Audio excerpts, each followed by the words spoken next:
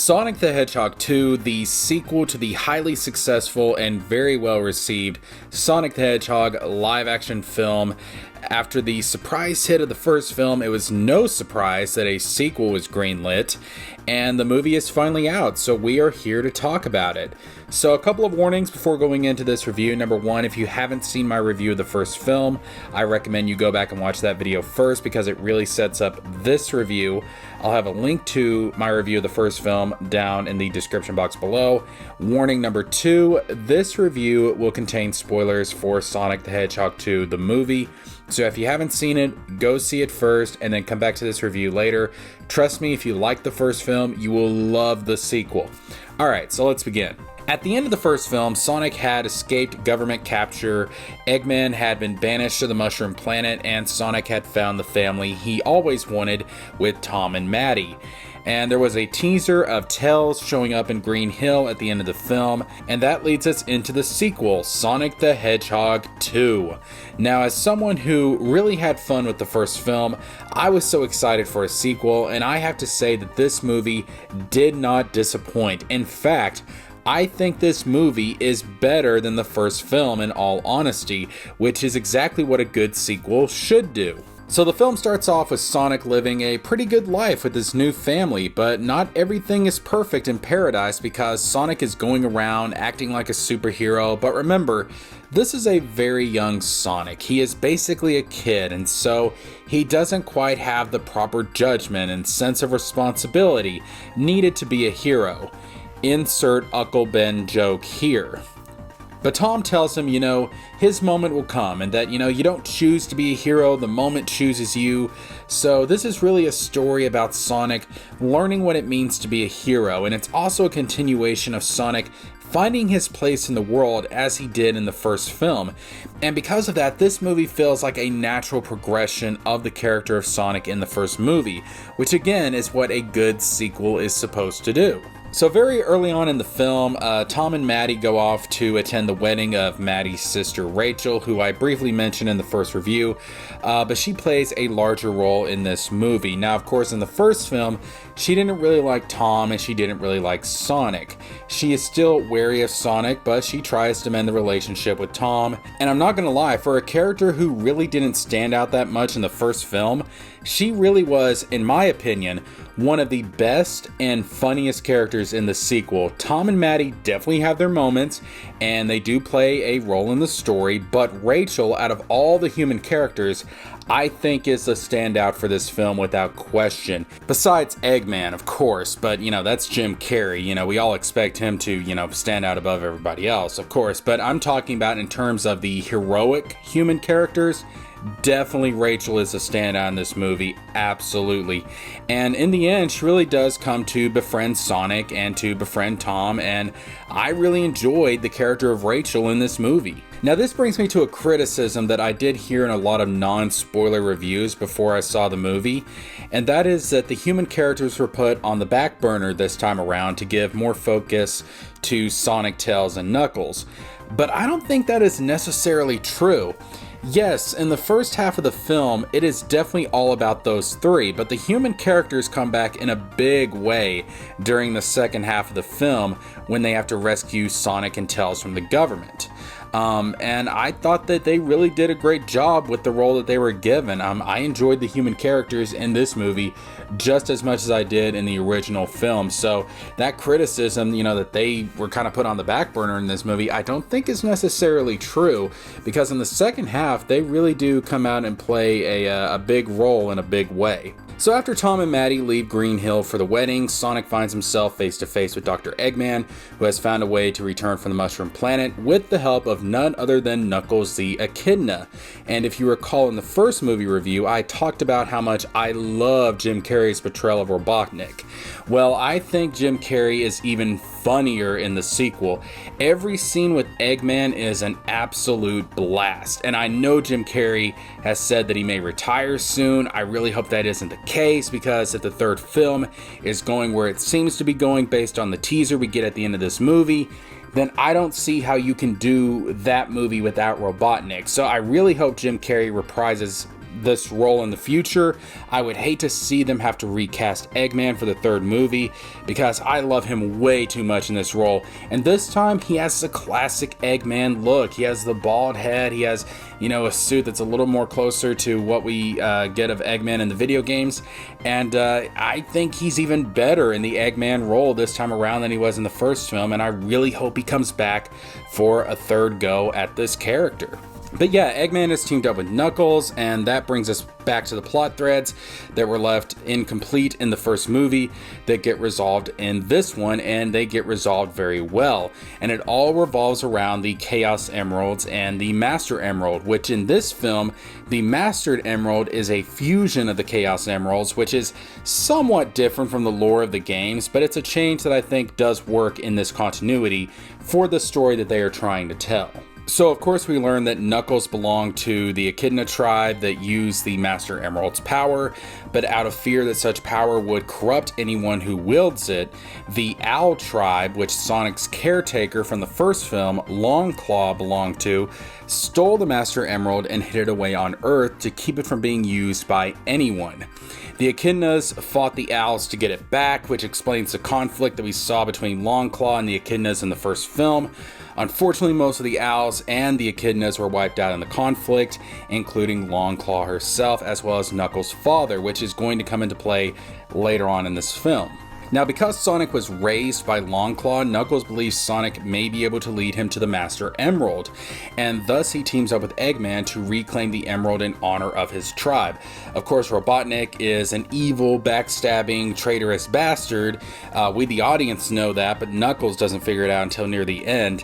And even though, like with his video game counterpart, who is as equally as thick-headed and oblivious to obvious manipulation, I actually prefer this version of Knuckles more than the video game version, because the way this Knuckles is portrayed with his sense of honor, morality, in combination with his tragic backstory, I think it really does make him a more compelling character, and overall his relationship with Sonic and Tails and how that develops is one that I enjoyed watching from beginning to end.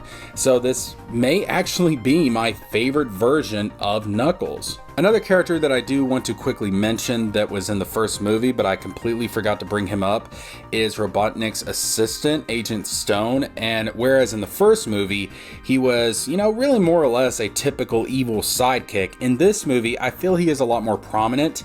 And essentially, he is a Dr. Robotnik fanboy who sadly gets a crap ton of abuse from Eggman.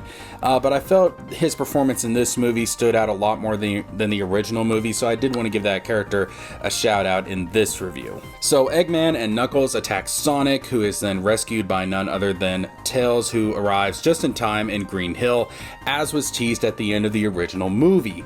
We learn that the energy burst created by Sonic in the first movie was detected even in outer space, even in the far reaches of space, and specifically was detected by Tails, who began watching Sonic's adventures on Earth from afar, and essentially Tails becomes a Sonic fanboy, more or less. Because of his two tails, Tails was an outcast in his own village on his own homeworld, and he looked up to Sonic for how, despite being so different because he is an alien on Earth, he still ended up finding his place, and he found a family and became a hero. And because of that, Sonic gave Tails hope that one day he could do the same. So the majority of the film is Sonic and Tails trying to find the Master Emerald before Robotnik and Knuckles do. And the bond that forms between Sonic and Tails as they go on this adventure, it's freaking adorable. I love it. I mean, Tails has always been a very lovable character, but this version of Tails really turns the cute factor up a lot. And it's not like, Cream the Rabbit, who, is kind of an annoyingly cute character. No, Tails is legitimately freaking adorable, and even more so in this movie. And I love it. I love the bond between these characters. He bonds with Sonic like a little brother bonding with a big brother, and it's great. I loved watching it. I really enjoyed watching the dynamic between between Eggman and Sonic, between Tails and Sonic. I loved watching it being portrayed on screen. Again, like with the first film, this was just good family fun from beginning to end. And I really do think that they did a great job of adapting the bond between Sonic and Tails from the games to the characters in the movie.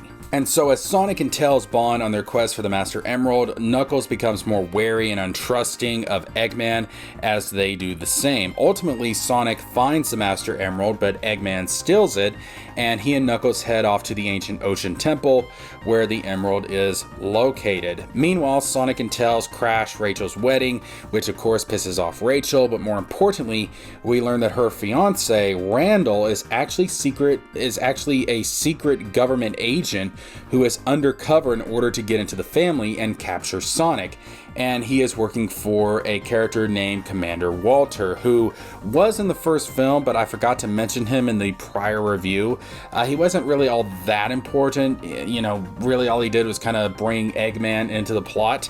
But in this film, we learn that he is now the leader of a new secret military branch known as the Guardian Unit of Nations, aka GUN, aka Gun, which, if you know anything about Sonic Adventure 2 and the Sonic lore from the video games, you will know that Gun is a major military force in the Sonic video games, and Gun will only become more important in the third film based off the teaser we get at the end of this one. So Walters captures Tails and Sonic, and Tom and Maddie and Rachel go to rescue them because Walter refuses to believe that Eggman has returned. Randall eventually turns on Walter and joins the good guys, and Sonic, now free, rushes to the ancient temple to stop Eggman, where we get a pretty good fight between Sonic and Knuckles, but of course Eggman betrays Knuckles and freaking absorbs the Master Emerald, which, remember, in this version is the fusion of the Chaos Emeralds. So we have a freaking Super Robotnik, and it's wild, bro. Like, I had so much fun watching this. I can't even tell you, but we get a Super Robotnik, and he uses his power to gather a crap ton of metal and creates the Death Egg robot from the video games. Now being betrayed by Eggman, this leads to a scene where Knuckles and Sonic are able to bond over their shared losses. Of course, Knuckles having lost his father, Sonic having pretty much lost his adopted mother.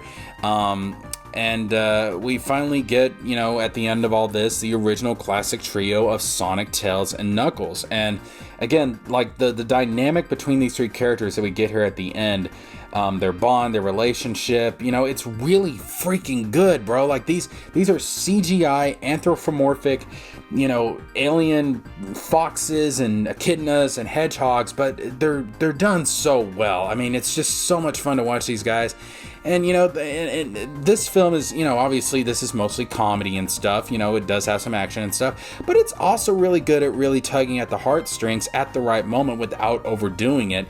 And especially, this scene with Sonic and Knuckles, bonding and coming together and stuff and becoming friends, becoming allies, it's really freaking good. It's really freaking good. I enjoyed it. So yeah, we finally get the classic trio, Sonic, Tails, and Knuckles, and they're fighting the Death Egg robot. Eventually, they shatter the Master Emerald into the original Chaos Emeralds, and this is the moment, Sonic recognizes it, this is the moment where he is chosen to be the hero. This is the moment where, he's now ready to be that hero.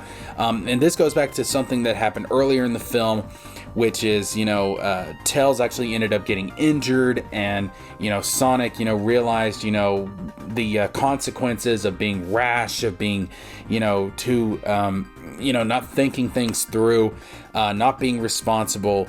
And he doesn't want that to happen again. And so he really does mature. He really does grow into being a hero in this movie, and protecting the people that really matter to him. And so this is the moment where Sonic really becomes a hero, and he absorbs the Chaos Emeralds, and he becomes Super Sonic. And as Super Sonic, he absolutely demolishes Eggman. He destroys the Death Egg robot and brings Eggman's March of Tyranny to an end. So by the end of the film, Sonic now not only has a family with Tom and Maddie, but also friends who he can really relate to him in the form of Tails and Knuckles. Once again, we have another happy ending.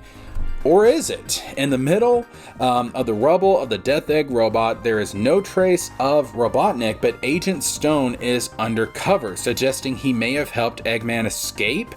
Possibly? We don't know. It's kind of left ambiguous. So if Jim Carrey doesn't reprise his role as Robotnik, they do have a way to write him out of the story. They can just say that, Robotnik died in the destruction of the Death Egg robot.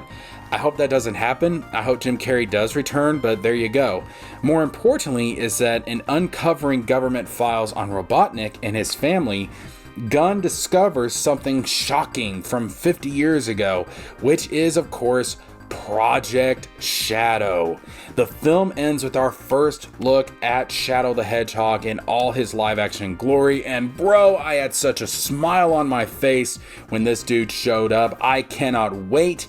It seems to be that the third film will adapt the story of Sonic Adventure 2.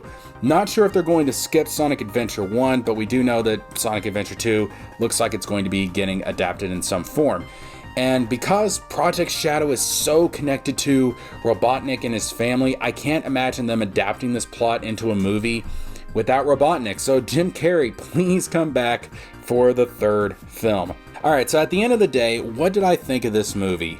I loved it. I absolutely loved it. I think it's better than the first one. I had fun from beginning to end, and in my honest opinion, I think that this is probably the best video game movie that we've gotten so far. I haven't seen a video game live action adaptation that is as good as this, and it really does honor the legacy of the original games which it is based on. So I would say yes, for sure, this is probably the best video game movie that at least I have seen to date. I can only hope the Mario movie will be as good. If I had one criticism about both of these films, and this is really my only real criticism, I just wish they would make better use of the video game soundtrack, because that is such an iconic soundtrack. I don't know why they don't use it more in the movies, but that's really my only criticism of both of these films. But yeah, I had so much fun with this movie. I thought it was, better than the first one, and I freaking love the first one. If you guys like the first one, you're gonna love this one. It's more, greatness, Sonic goodness, and I think the characters are even better in this one, especially Jim Carrey's Eggman. Really enjoyed seeing this movie, and I can't wait to see it again.